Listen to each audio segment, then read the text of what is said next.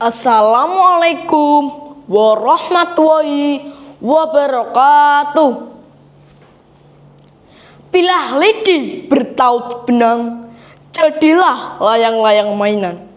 Berani dan jujur harus kita pegang agar hidup penuh kebarokahan. Dewan juri yang saya hormati, perkenalkan, nama saya Aliando Rahmat Hidayat dari SDN 2 Nolokerto, Kecamatan Kaliwungu, Kabupaten Kendal. Joko Kendil. Cerita ini ditulis oleh Suwito, penerbit Aranca Pratama, tahun terbit 2010. Wonten cerita biyen mula Joko Kendil dadya satriya utama. Di desa kecil Kuaron hiduplah seorang janda yang bernama Mbok Rondo Kaling. Ia tinggal bersama putranya yang bernama Joko Kendil. Siapa?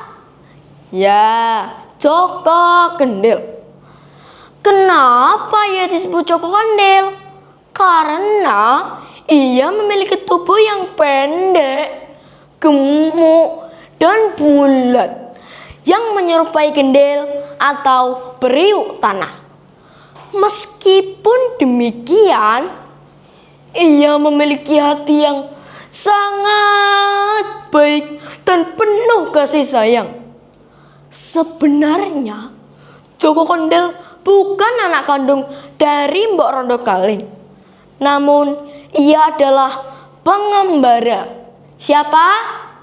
Ya, pengembara.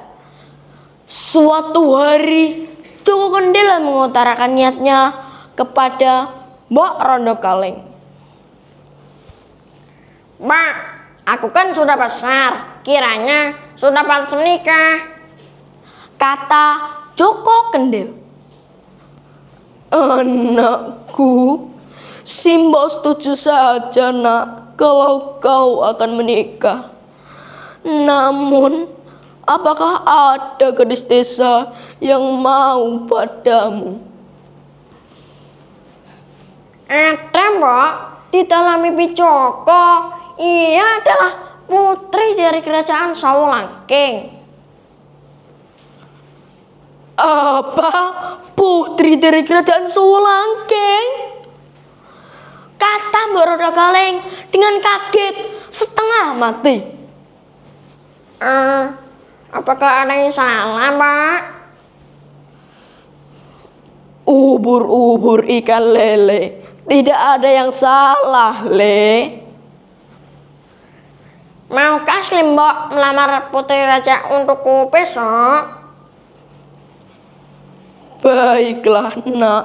Besok pagi kita ke istana untuk melamar putri raja. Keesokan harinya, berangkatlah Joko Kendil dan Mbok Rondo Kaling ke istana. Sesampainya di istana, mereka disambut oleh para prajurit. Siapa kalian? Dan apa maksud kalian ke sini? Tanya prajurit dengan tegas. Saya Mbok Rondo Kaling dan ini anak saya Joko Kendil. Saya kesini untuk menghadap raja, jawab Rondo Kaling dengan gemetar dan takut. Setelah itu, prajurit pun mengantarkan Mbok Rondo Kaling dan Joko Kendil untuk menghadap raja. Maafkan kami, Raja, atas kelancangan kami ini. Kami kesini untuk melamar putri raja untuk putra saya, Joko Kendil, kata Mbok Rondo Kaling dengan gemetar dan takut. Semua yang ada di istana kaget mendengar perkataan dari Mbok Rondo Kaling. Dan semuanya tersenyum bila melihat bentuk Joko Kendil yang lucu.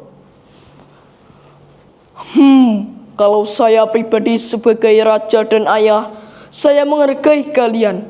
Namun, keputusan ini saya serahkan kepada ketiga putri saya. Kedua putri raja yang pertama dan kedua yaitu Raden Ayu Sekar Kuning dan Raden Ayu Sekar Arum dengan tegas menolak lamaran dari Joko Kendil. Tinggal kamu Raden Ayu Sekarwangi, apa keputusanmu?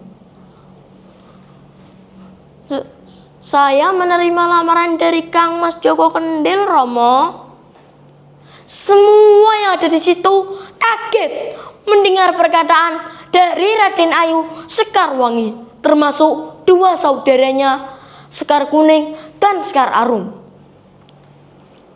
Apakah keputusanmu sudah dipikirkan baik-baik, anakku? Sudah, Romo. Setelah 7 hari, pesta pernikahan pun dimulai. Semua rakyat Sawalangking dan raja-raja dari kerajaan sekitar diundang. Mereka berkasak kusuk tentang pernikahan putri raja dengan Joko Kendil. Ibaratnya langit dan bumi. Namun, ketika pesta pernikahan akan dimulai, tiba-tiba ada segerombolan perampok yang ingin memberontak dan menguasai kerajaan Sawalangking. Semua prajurit tidak ada yang bisa mengalahkan kesaktian dari Randu Geni. Namun, ketika Randu Geni berhadapan dengan raja, tiba-tiba Joko Kendil meloncat ke tengah-tengahnya. Dan Joko Kendil pun mengajak bertempur Randu Geni. Melihat lawannya yang lucu, Randu Geni pun menertawakan lawannya itu. Anehnya, Joko Kendil berubah menjadi pemuda yang sangat tampan, gagah, dan perkasa. Dan pertempuran itu dimenangkan oleh Joko Kendil. Dimenangkan oleh siapa? Ya, betul sekali. Lalu Joko Kendil pun menghadap sang raja. Maafkan saya, Raja. Maafkan saya, istriku Raden Ayu Sekarwangi. Sayalah Joko Kendil tadi. Saya dikutuk oleh Pertapa Sakti. Saya sebenarnya adalah Raja Saroya. Jelas dari Joko Kendil.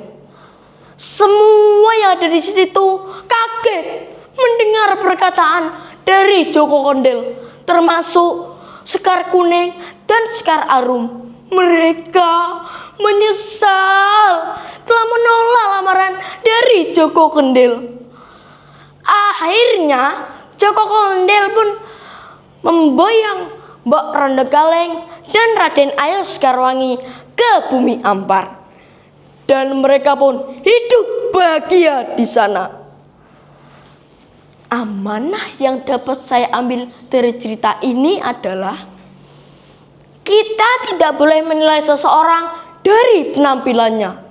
Sekian cerita saya, semoga bermanfaat bagi kita semua. Billahi taufik wal hidayah. Wassalamualaikum warahmatullahi wabarakatuh.